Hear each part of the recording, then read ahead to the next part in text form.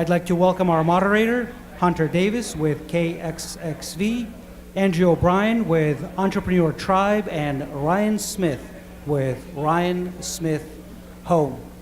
Please welcome our next panel.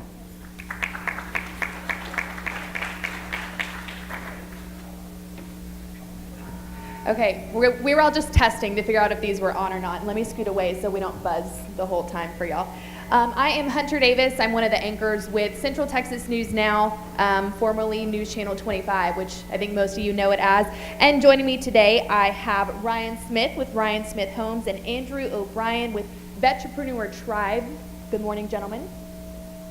Make sure y'all's are on too. Good morning. Good morning. So y'all's goal today is to help these veterans and really everyone else here that are hoping to get into small businesses or maybe have one that they're looking to make better. You guys are here to help them with the marketing and social media aspect of that. So we'll just start with Ryan. Talk to me a little bit about your keys to success as far as using marketing and social media to help them get where they need to be in their businesses. Yeah, so, I think we can all probably relate that we learn the most from doing things wrong over and over and over again. And over and over and over again sometimes. Really just want to pass on some of the basic keys that I've learned just from doing marketing incorrectly so many times, and hopefully people can learn from our mistakes and maybe our successes too. So. I don't remember the question. Just talk to me a little bit, Andrew, about your keys to success as far as using marketing and social media in small businesses.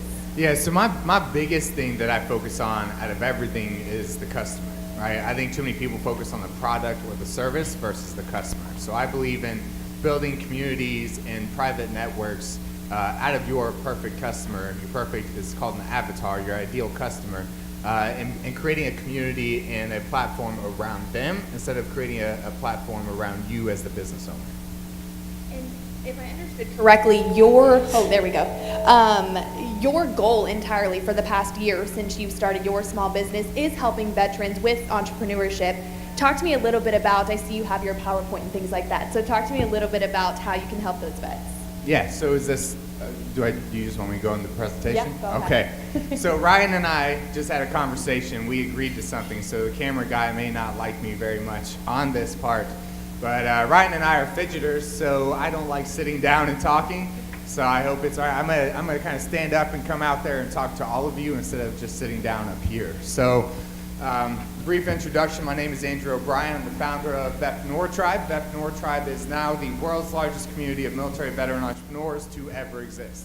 Yeah. And yeah. Hey. That's some of my tribe members over there. So we're 14,000 members strong and growing every day. We started July 2nd of 2017, so we are only a year old. Before I started Vetrepreneur Tribe, I started the publicity guy, and we broke 7 figures our first year in business. Before that, I failed for 5 years, so I am not an overnight success story. I learned a lot over my failures. I learned from my one success that I didn't even count as a success because I was miserable. My job was to serve people's egos, and I'm not good at that. You can ask the tribe. So I got out of that and started Vetrepreneur Tribe. So my biggest thing that I want to talk about is this right here is the C4 effect, right? And the C4 effect are the 4 core principles that you need to have in your business. So if you see behind me, you've got conversion. Conversion is marketing. How do you get someone to know about you, buy from you, and then come back and buy from you again, right? Then you've got community, which is what I'm really going to focus on, but I'll explain the other 2 C's. We've got command, which is team building. How do you build a team? And then connection. Connection is all about creating that network. Your network is your net worth. Who you know your business success depends on who you know, right? But I'm going to talk about community. The biggest thing that I've realized, raise your hands here, or actually anyone in this room, shout out the one thing you miss the most about the military. Camaraderie, right? So structure, I don't miss that at all. I like waking up at 10. But camaraderie, right? That's what we've realized. The majority of the veteran community, we get out and here's what happens. You go from family to an individual. You go from a group to an individual. You have your family at home, but it's a different type of family than what you had in the military. And I didn't miss the bureaucracy. I didn't miss waking up at 0500. I didn't miss the 8-mile runs. I haven't ran a day since I got out of the military. But I did miss the community. I miss the camaraderie. I miss feeling like I was part of something bigger than what I am, right? Or bigger than me. So when I'm talking about community, what I'm talking about is everybody in here. I don't care if you are, actually by raise of hands, who here has a local brick and mortar business? Okay, who in here serves nationwide? All right, I don't know what everybody else does. So it depends on where your market is, but I believe everybody in here can start a community. Everybody in here. Whether that's on a Facebook group, a LinkedIn group, a local meetup, you all can create a community no matter what industry that you're in. And the biggest pushback I get is, well, Andrew, as an insurance agent, how can I start a community? What you do is you figure out who your ideal customer is, your ideal avatar, who that is, what is their biggest pain point. The biggest pain point of every human being in the world is connection. Technology has solved and created the same problem. The problem it created was connection, right? Because now I can tell you I have over 2,000 Facebook friends, but I have 2 real friends, right? And so when we're looking at social media, it's created a type of connection, but it's not the same as creating that friendship, the community, the camaraderie that everybody craves. How many of you played sports when you were a kid? How many of you that, keep your hands up real quick, how many of you that played a sport that didn't involve a team?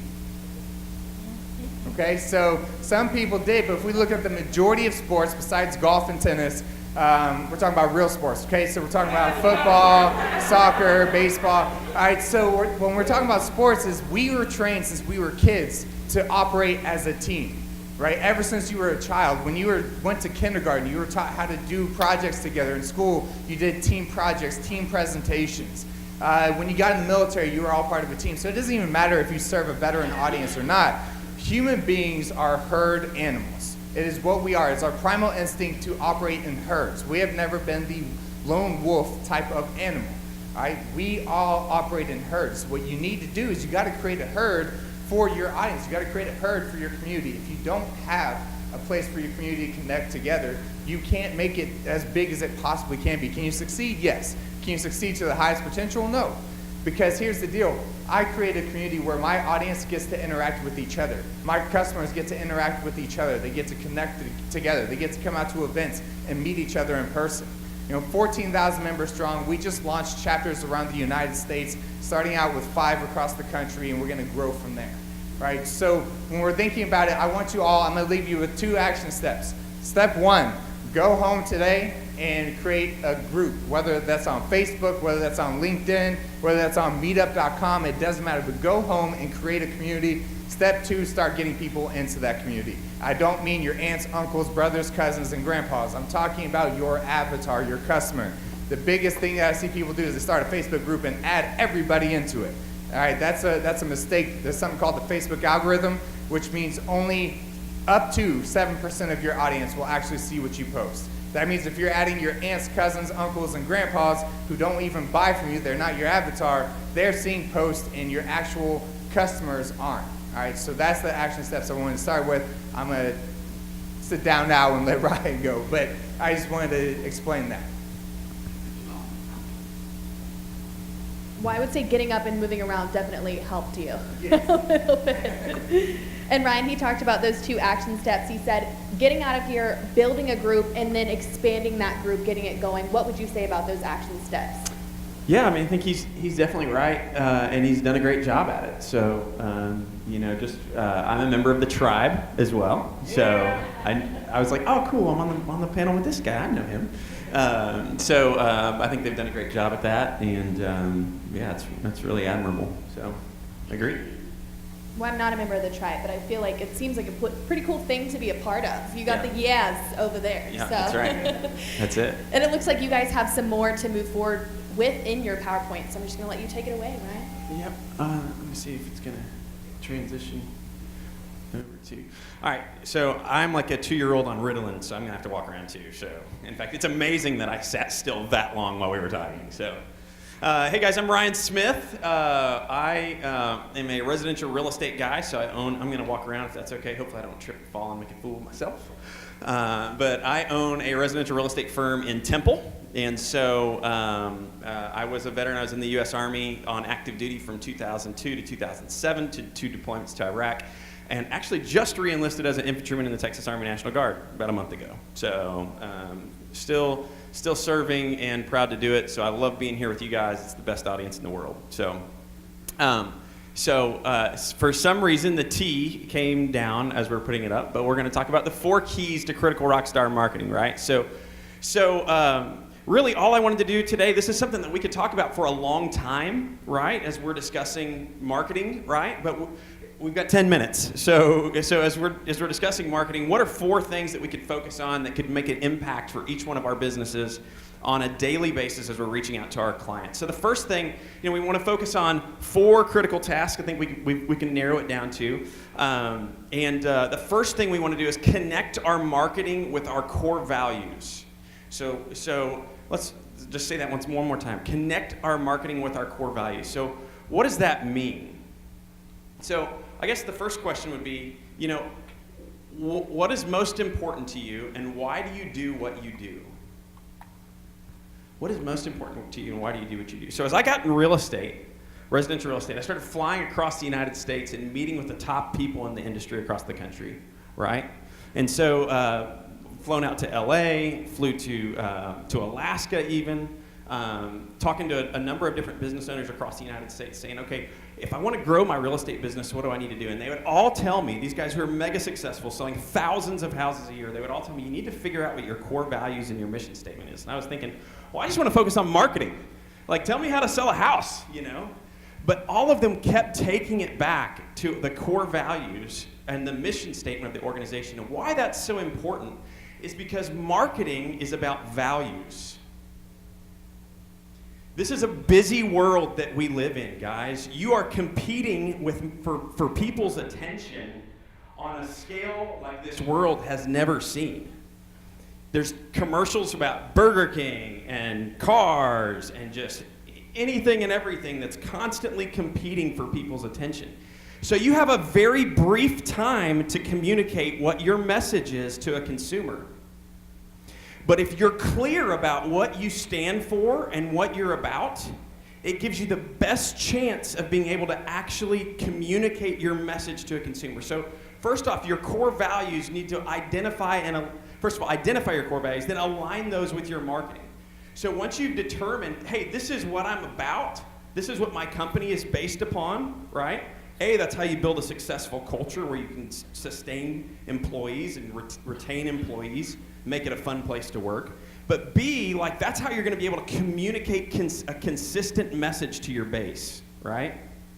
So first off, identify your core values and define your mission statement. Why do you do what you do? Once you know that statement, make sure your marketing is in alignment with that.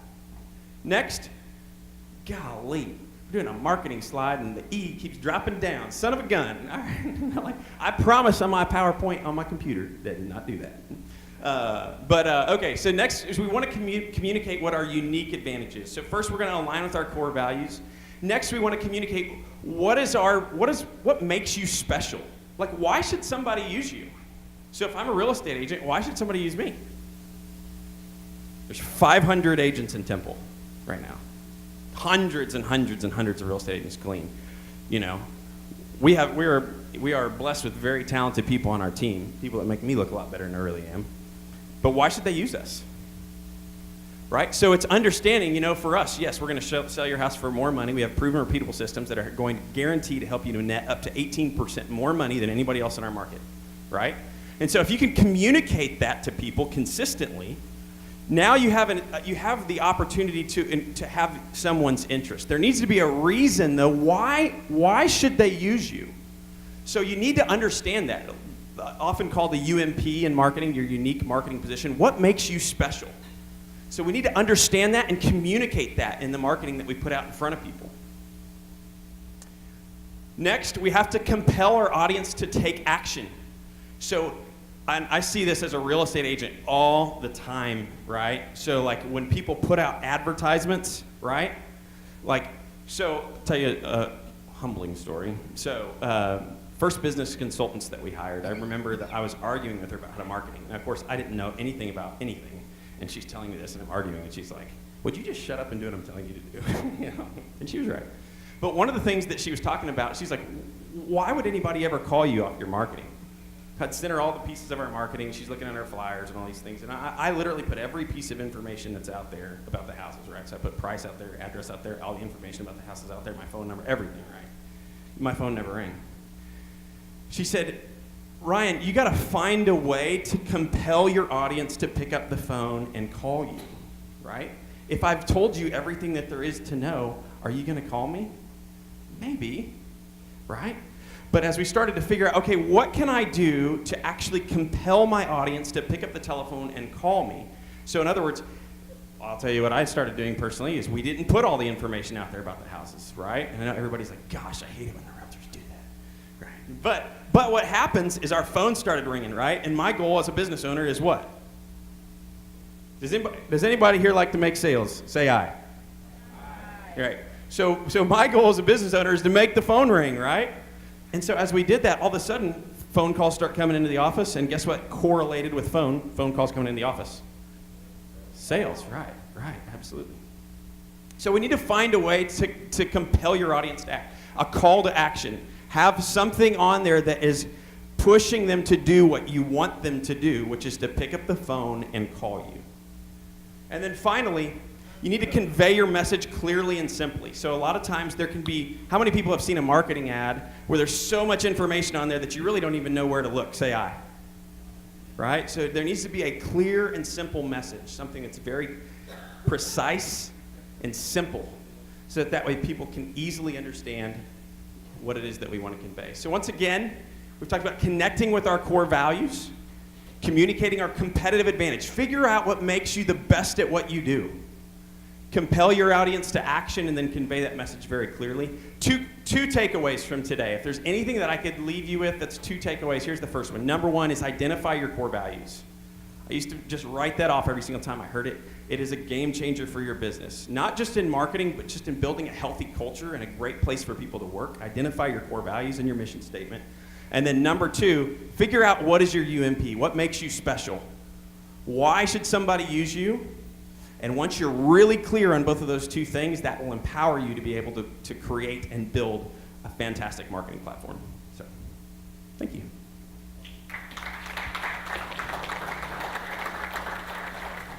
Thank you, Ryan. And Ryan and Andrew both touched on marketing and then social media. And you guys presented them as 2 different people, but I want to just reiterate to everybody and have you guys reiterate that marketing and social media are 2 aspects of a business that these days especially run, right together. So just talk a little bit about combining not only your marketing tools and your social media tools, but everything all encompassing and using social media as a big tool for marketing and not viewing them as 2 separate things. Yeah, I mean, right now in today's day and age with technology, if you're not actively using social media to grow your business, you are going to lose this game because everybody else is, right? Everybody else is. But on top of that, I'm going to add on to what Ryan just said. It's extremely important to be unique, right? Because if you are trying to do the same thing that everybody else is doing, you're going to fail because everybody is on social media. Billions of people are on social media. Millions of real estate agents, millions of insurance brokers, millions of business consultants. The only reason the tribe became the world's largest in less than the first 6 months and a year is 14,000 is because of being unique, right? Because we have a unique message, a unique communication style. I offend people quite often, but that's okay, right? I talk to my target audience, and I'm not another guy in a suit and tie trying to act like he has Lamborghinis and mansions, right? So I believe that when it comes to social media marketing, all that is extremely important, but you have to be unique. If you're not unique, you're going to fail. Success follows people who are different, not people who are the same as everybody else. And I think both of you made the point to find your audience and connect with them. How do you suggest that these folks go about finding their audience? I mean, for every business, it's going to be different. But so it's identifying, who is your avatar? Who is your ideal consumer, and what message do you need to convey to reach that consumer? So, for obviously if I own a 7-Eleven store, my audience may be one thing. If I own a residential real estate firm, my audience may be another thing. If I'm, vetrepreneur, or vetpreneur. Yeah, I said it wrong. I always say it wrong. That would be another thing. So for every business that's out there, it is being clear about, okay, who is it that we're trying to reach? And then making strategic decisions based upon that. So, a lot of it is going to be thinking strategically, like, okay, who am I trying to reach and what's the best way to reach that person? And on top of that, I believe content is everything, right? So we have a YouTube channel, a blog, a podcast, and we do Facebook Lives. So we have 4 pieces of content that go live every single day. And so if you really want to build the audience and connect with that audience on social media, build that following, you need to have content channels that isn't just educational, isn't boring, isn't, with your phone down here, ceiling fan in the back, and so you can hear your neighbor's lawn being mowed. It's got to be content that it connects with them, it helps them move forward wherever you're trying to help them move forward, whether it's buying a house, getting healthy, growing a business, whatever it is. But content is extremely important to having content on all platforms, not just one or two. And I know a lot of veterans, at least the ones that are in my family, will often say, Hunter, I'm like a dinosaur. I don't know how to use that stuff. So what advice would you give to veterans that are trying to navigate the social media world that is so ever-changing these days? The biggest thing is go on Facebook, press the live button, and just start doing it, right? And you're going to fail. You're going to have like 2 people watch your video, and you're going to feel defeated, and then you just have to do it again and again and again until people will start doing it more and more and more. But consistency is key, right? And the programs and platforms aren't hard to learn. The hardest part is consistency. I think that's actually both of those two things. I think consistency makes a huge difference, and the more personal it is, I think that makes a big difference as well. So you talked about videos and stuff. We've done the same thing in our marketing with doing Facebook videos, and you'd be amazed at how many people watch these things. I'll be getting gas, and some guy will walk up to me and be like, "Hey, man, your video on appraisals the other day was really good." And I'm like, "Thanks, man." I didn't know. Who are you? So, there's like this huge following of people, and because a lot of that, video and marketing and stuff like that on Facebook is so personal, people will watch it. People you would never even think will watch it. So it's just being consistent and just getting out there and doing it, even when there's a learning curve, but just being consistent and taking action and doing it. One more thing I just want to add to that: people buy from people, not from corporations. And we've got about 3 minutes here left. And Andrew, you touched on this at the very beginning, so I kind of want to circle back to it. It's that word everybody, especially entrepreneurs, are scared of, and that's failure. So what advice would you give to these folks as they head out after, this meeting and this day about the fact that failure is going to happen, and what would you encourage them to do once they hit that point in their business? Yeah, so the biggest thing that I would say as a veteran especially is you are a perfectionist. You feel like everything needs to be planned out to the T. Everything needs to, before you even implement, you just got to plan before you even execute. I believe the best educational tool in business is failure. And I believe the best way to get that education is just to do it. Stop trying to plan everything out. Stop trying to have an attack plan for everything. I don't care how prepared you are, you will fail. At some point or another, maybe not your entire business, but a part of your business, you are going to fail. So stop trying to prevent that failure and just leverage it. Learn from it, use it, and move forward from it. I've failed over and over and over again before I reached success. And not everything that I launch in Vetpreneur Tribe, not every program or service that I provide succeeds. And if it fails, I get rid of it and I go to the next one. So I believe trial by fire. I was a truck driver in the Army, but when I was in Iraq, I was a lead gunner, right? And my weapon was a 50 caliber. And so with the 50 cal, you can't point, aim, and shoot, right? You got to walk those bullets up to hit the target. I believe that's what business is. You're walking those bullets up. Every failure is just to walk up until you hit that target that you're trying to hit. Yeah, it's just not allowing yourself to be discouraged. Take that back. You're going to have discouragement, not allowing yourself to give up when you reach those points. We talked about this in a team meeting last week, and in the meeting we were just discussing, we all go through slumps. We all go through times where things get tough. And, even myself, be completely honest and transparent and vulnerable with you. You go through these moments where you're like, man, I just feel like I'm keep getting punched in the face. I just want to give up, And then after about 5 minutes of just sitting there, I'm like, man, I'm not doing that. Like I've got people who count on me. I've got the opportunity to build something fantastic here. You know what? If it didn't work out, that's fine. We're just moving on to the next thing, and we're going to take it over and make it happen. So just, I think it's very common to the human experience that everybody's going to feel that. But just when you know it's coming, and then when it does come, it's understanding, hey, everybody feels this, but it's just pushing through and not allowing yourself to give up. Thank you, Ryan, Andrew. I'm sure everyone here appreciates your time today, so how about a hand for the panelists?